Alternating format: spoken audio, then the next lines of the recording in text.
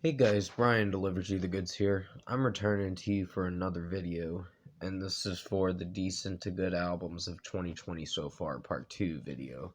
This is probably going to be the first section of it, so I'm going to discuss which albums I already talked about first before I get to the actual list, and let you know what songs I liked from them. So let's start with the first one, which is Stabbing Westward, Dead and Gone.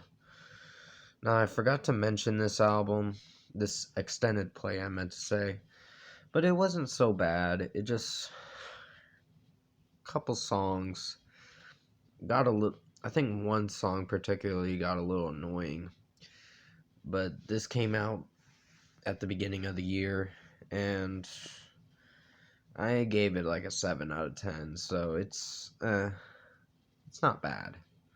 It's decent, but it could have been a lot better. It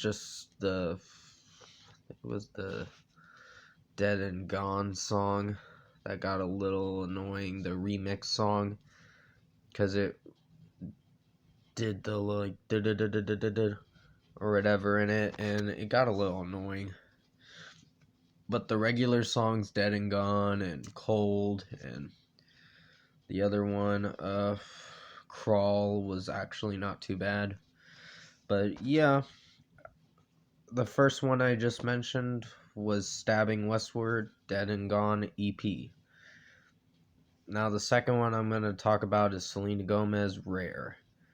Now, this one was not too bad. I heard the Target Edition tracks with it too, with Bad Liar, Wolves, um, Back to You was probably one of my favorites. I think the deluxe edition tracks were really good, but the album itself was not so great. It had its good moments and its bad moments, but it was average. So, yeah, number 2 we have Selena Gomez with Rare. Number 3 we have Halsey with Manic. Now, I did originally call it Maniac in my review, so I'm really sorry that I did that. It sounds really messed up the way I said it. I was pronouncing the title wrong of the album, but Manic was not too bad. There's a couple songs that I kind of cringed at, like the Alanis Morissette song, what was it called? And Suga's Interlude or something like that was not so great. It was probably the worst song. I really hated You Should Be Sad, but I don't know, I didn't like that song. That's just my opinion. It was not my favorite, but the other songs were actually not too bad. I think Halsey did a decent job on her new album, Manic. So at number 3, we have Halsey with Manic. Number 4, we have Mark Morton with Ether EP. Now, this one wasn't too bad. I did like certain songs off it, like Black, The Black, I think it's called, or whatever. And the song She Talks to Angels, I think it's called, with Lizzie Hale in it, and that wasn't so bad.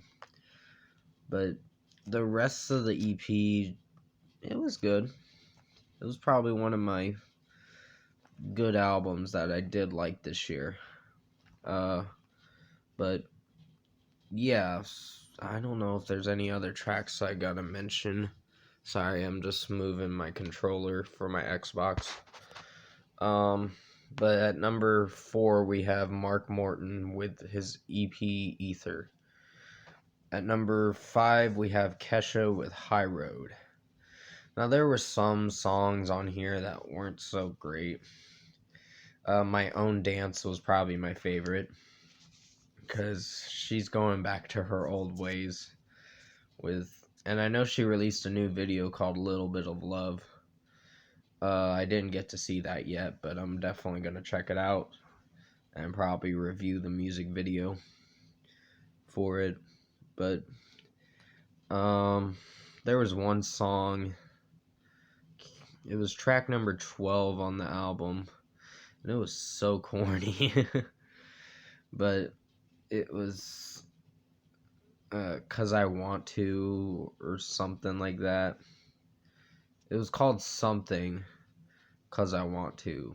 You'll have to remind me in the comment section below. But it wasn't a bad song, it just felt corny.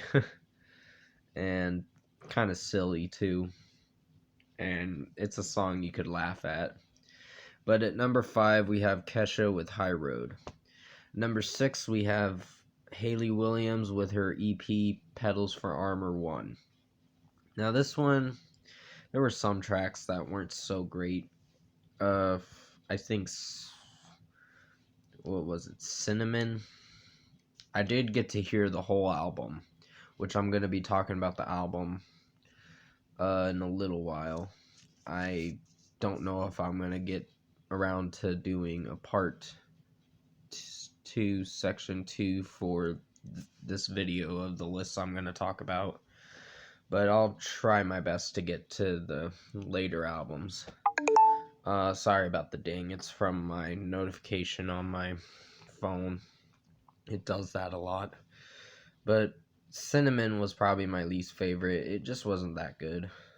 And Creepin' was weird. Sudden Desire has grown on me more. It's probably one of the better tracks.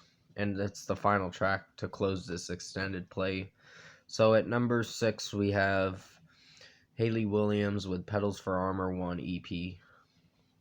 At number 7 we have Green Day with Father of All Motherfuckers.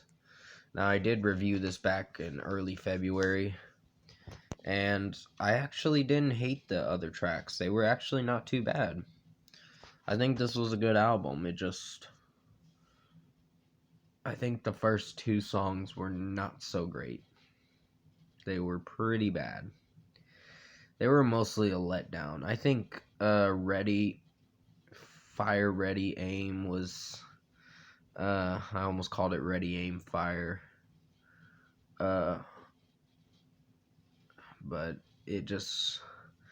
that song wasn't so great. But it could have been a lot better.